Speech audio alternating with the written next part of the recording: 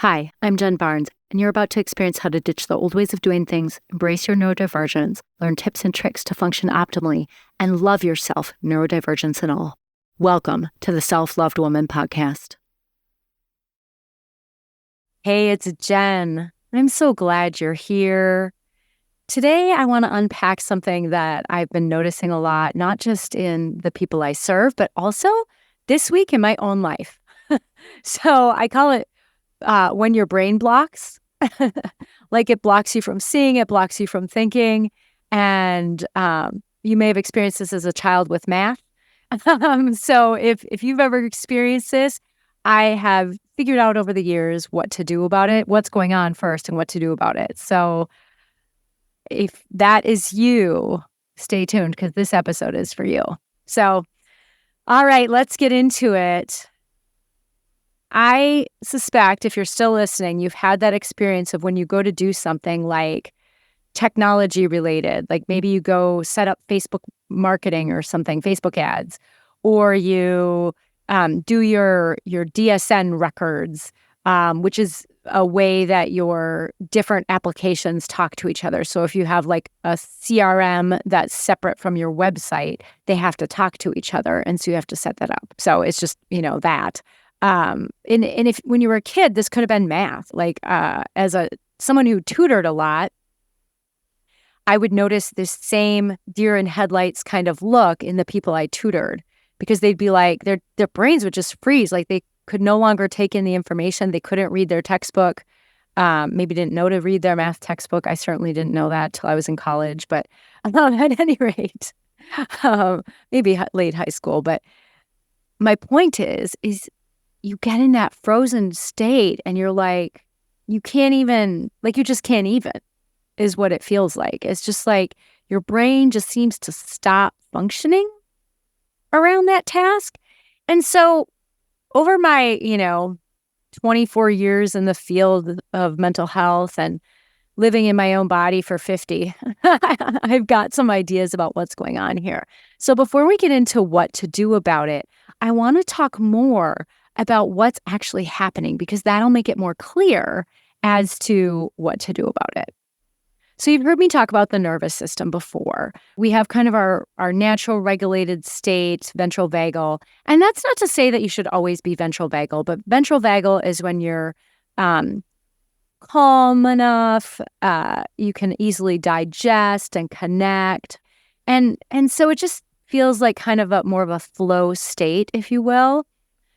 Then we have our fight or flight response, which comes on in the face of a perceived threat. And the word perceived is really important there, particularly for what we're talking about today. But it's important to mention that your brain doesn't know the difference between a math problem or a tiger chasing you. So it's just like, threat, even though you're not going to die from the math problem, usually, right? So your brain doesn't know the difference, so it goes into its fight or flight response. And so everything in your body is going towards getting away from the threat, right? And when it feels like to your nervous system that all hope is lost, you go into your shutdown response called dorsal vagal. So you go into dorsal vagal shutdown, which then is a numbing of your emotions and your physical pain. So that, this was, originally our nervous systems, this was developed in reptiles. So this has been around for millions, billions maybe of years. So it was made that like when all hope is lost and it looks like you're going to be, eaten, that you definitely don't want to feel it. And then also as mammals developed it numbs emotional pain too, so that you don't feel it as much. So we all experience these states. We bounce in and out of them throughout our days. And a lot of times if we're experiencing chronic stress or we have complex trauma histories, we bounce back and forth between just the fight or flight response and the shutdown response. So now that I've explained that, I want to share what seems to be going on when we get into that deer in headlights state. What that is our freeze response. And our freeze response is not quite the shutdown response. It's not quite the fight or flight response. Because yes, in some ways you're frozen. Your brain certainly doesn't seem to be functioning that well. But chances are you still have evidence of being in the fight or flight response, like an increased heart rate. The blood is going to the areas that it needs to help you fight or flee. And so you're not quite shut down yet, but you might get there quickly, depending on how long you stay there. And so when you're encountering these things, like in my case, this last week, DSN records or Facebook ads, trying to set that up, that's pretty tech heavy, or trying to set up a CRM to send out regular emails, or automations sometimes are kind of techy, or doing your bookkeeping, whatever it is, right? When you do that, if all of a sudden your brain seems to stop working, it's because you're in a freeze response. And so the thing is we need to regulate our nervous systems. But I want to tell you something. It's not just about regulating your nervous system. Because what I found over my, 24 years in the field of mental health is that I could give people all these tools, and I could even help them regulate in session with me. But unless we dealt with the underlying problem, they would just get dysregulated again. It didn't address the issue. It just taught them how to cope in the moment, which is great. I mean, we want to cope in the moment. Like, that's important too. I'm certainly not saying that's important. I still share those skills. And it's also important to consider what the underlying piece is, what is actually going on there. Because there is something inside of you that doesn't feel safe, that has perceived a threat. Now, you've heard me talk about internal family systems, or IFS, and you've heard me use the word parts a lot. And all it is it's a type of working through some of these things that I'm trained in. And what it does is it honors that we all have parts of us. So you might be like, yeah, there's a part of me that, I don't know, that is really happy that in Minnesota, we haven't had any snow this year, although we're going to get some this weekend, though you'll be watching this after that happens. So it won't be this weekend anymore. But we're supposed to get like this huge storm, even though we've had, I don't know, maybe 7 inches total in the Twin Cities. And so a part of you might be like, oh, it's been so nice. It's been warm. But a part of you might be like, ugh, climate change is scary, right? And so we all have parts, and they have different roles in our system, and we have different feelings about it. It could even be things that are more simple than, I don't know, the planet not doing well.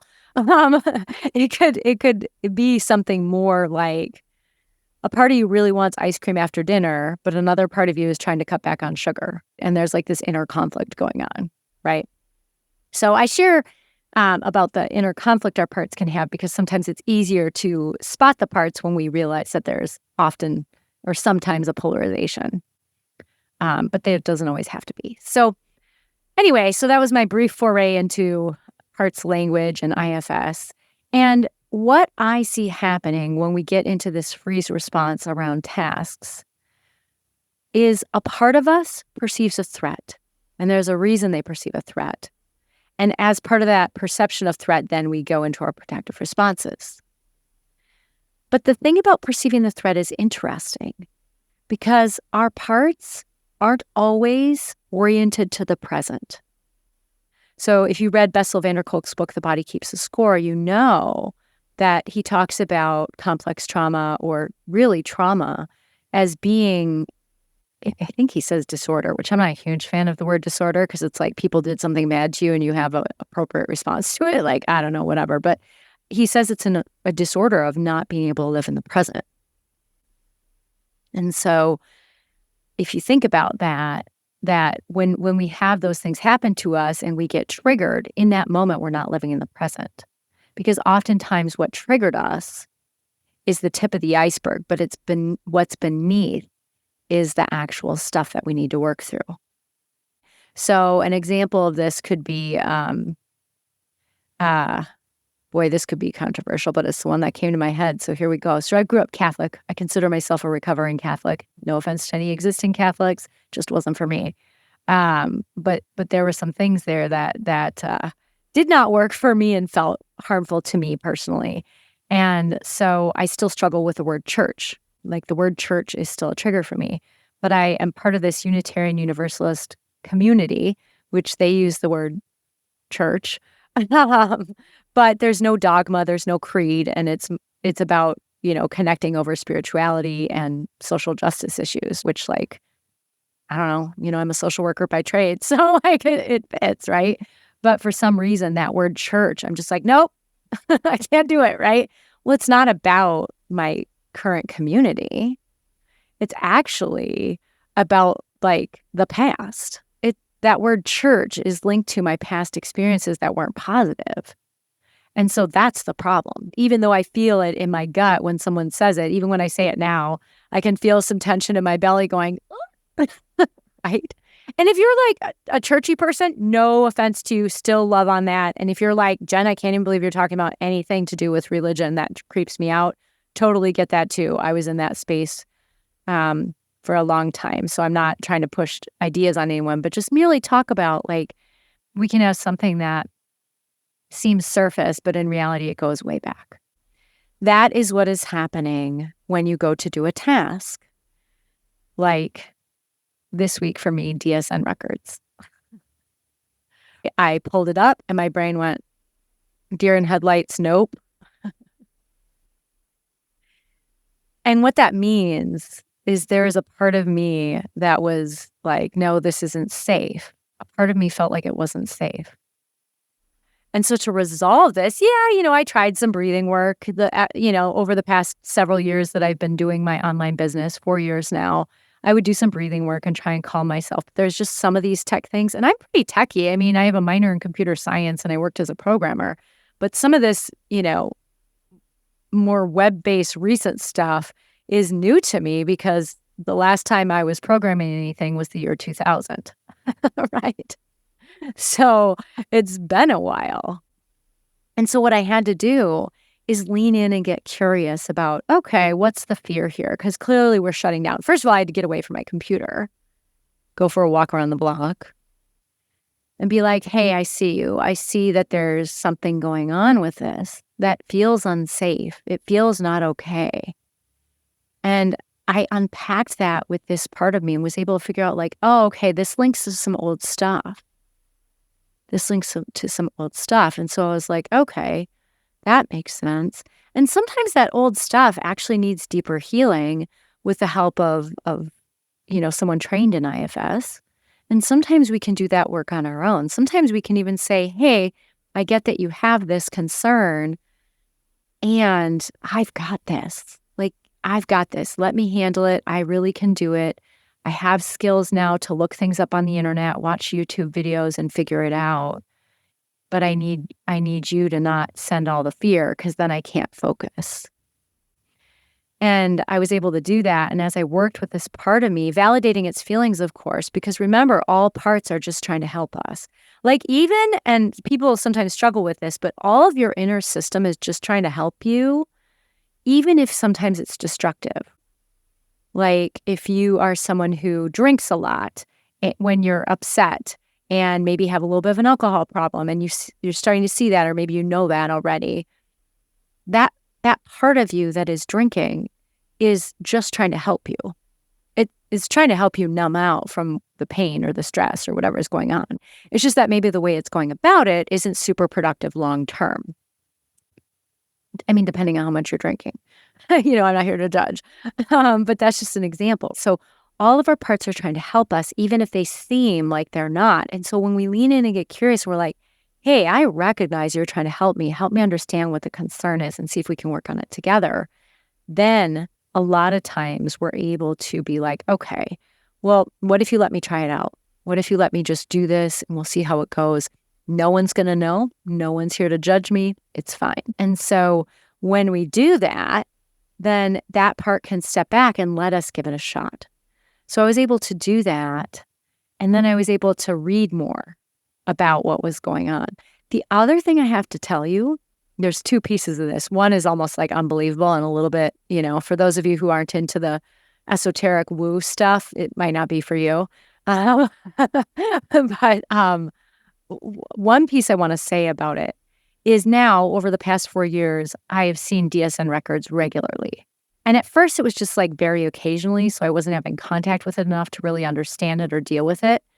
But now it keeps popping up with just all the changes going on. And those of you who are in the digital entrepreneurial space, there was this big DMARC record thing that had to be changed in February of 2024. And so this has just been something I've been seeing more and more often. And so as I was exposed little by little over time to this, it became less and less scary, which is probably what made it even a little more accessible when I was working through it this past week. The other thing I will tell you, and this is going to sound a little wild for those of you who don't believe in this thing, but one night I went to bed and I was like, I just need this to get figured out. I had submitted a help ticket to WordPress to try and figure out what was going on. And I was just like, may I wake up and know?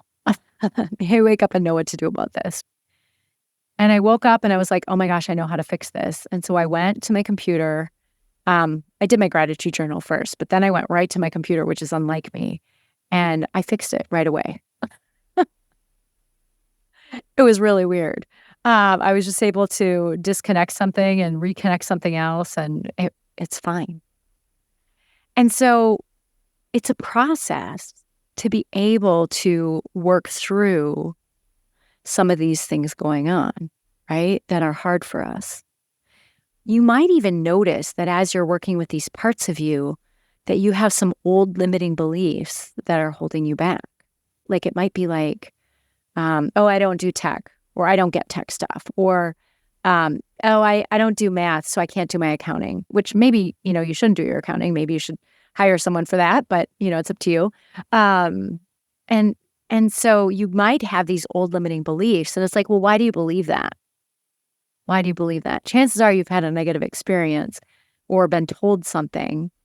I got to tell you, when I was tutoring people, a lot of the times, most of the people I tutored in math had just been told they weren't as good at math. I mean, certainly it wasn't like a gift of theirs, but a lot of times they had like math trauma, right? Of people telling them they're not good at math, or they're not getting it, or things weren't explained very well in a way that they could understand it. So then, if someone would have taken the time to explain it when they were young, because math builds on itself, right? Then maybe they wouldn't have been in the situation they were in college.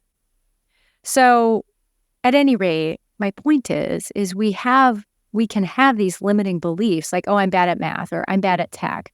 And when we have that limiting belief, I get it, right? And I feel you. That part of you is trying to protect you from having further harm done by encountering this thing that caused you harm in the past. So it's not bad or wrong that a part of you feels this way. It's just that it's not productive long term if it's getting in the way of you doing things you need to do for your business. So sometimes we need to work with these underlying beliefs that sometimes we don't even realize we have till we bumped into them in a scenario like this one.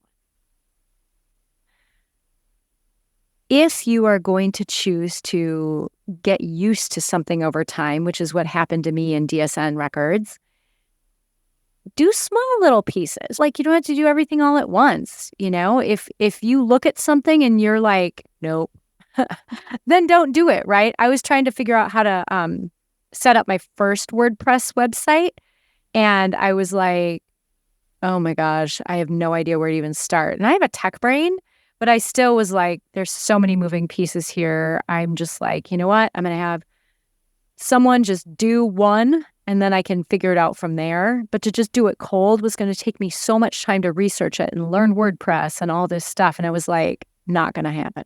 So the other piece of this is knowing when it's time to ask for help, knowing when it's time to delegate, knowing when it's time to ask someone to teach you it, knowing when it's time to watch a YouTube video, right? Because sometimes we get in those rabbit holes where our brain is like, I can figure this out if I spend enough time on it. Maybe your brain doesn't do that. My brain does that. So sometimes I'm like, okay, it's time to check the help documents and watch YouTube videos, right? Because clearly I haven't gotten it. I used to have a rule when I was driving. This was way before cell phones. So I used to have either a map or paper instructions. Usually paper instructions from MapQuest is kind of the era this was for me, though I had sometimes with maps or written instructions because you used to have to call places and ask for directions to get there. Um, at any rate, I used to have a 2-mile rule. Like, if I got to a point where I should have seen my turn, but it felt like it should have been there, but it wasn't, I'd go 2 more miles. And if I saw it, then I would turn. And if I didn't, I would double back for a little while and try and find it that way. So this doesn't happen as much anymore now that we have smartphones with navigation and stuff. But my point is we could have maybe like a 5-minute rule where like, I'm going to sit and try and figure this out on my own for like 5 minutes. And after that, like set a timer. And after that, I'm going to get help from a help document or the internet or the help features. Like they usually have a chat or something like that. Or eventually I'm going to hire someone like after 30 minutes. It's like, I can't do it. I got to hire someone. So while we're talking about what to do when your brain freezes, yes, one piece is to work through whatever's beneath it. But we also have to be mindful of our actual skill set, right? I do not know HTML. I'm not a web designer. I can figure stuff out, like to change little settings here and there. But like to do my first website completely, like would take me hours to learn enough. Whereas if I can have someone build one and then I can like look at it and figure out how they did it, that's much less of a waste of time. And, as entrepreneurs, we know that, we get paid by the hour. So our time is money. So, if it's going to take me like 4 to 12 hours to figure out how to do this, it probably would take more. But it only cost me $70 to have someone create one website, just even a landing page. That is a $70 well spent, right? Yeah. So you get the idea. If you're noticing that you have some of these underlying things come up and you want to work on it, I've got something exciting coming your way. So at the end of April, I'm going to do my 3-day live virtual training again. Discover how to overcome invisible ADHD obstacles so you can build a prosperous and meaningful business you love. And we'll meet 3 days, just for a few hours each day, not like the whole day. But we'll really dive into it to help you actually see some change over the 3 days. And so there's a link to register in my show notes. But that training is coming up at the end of April. So make sure you sign up today and reserve your spot. All right, y'all. It's been so great connecting with you. And please share if you're not already and be sure to follow. Take care.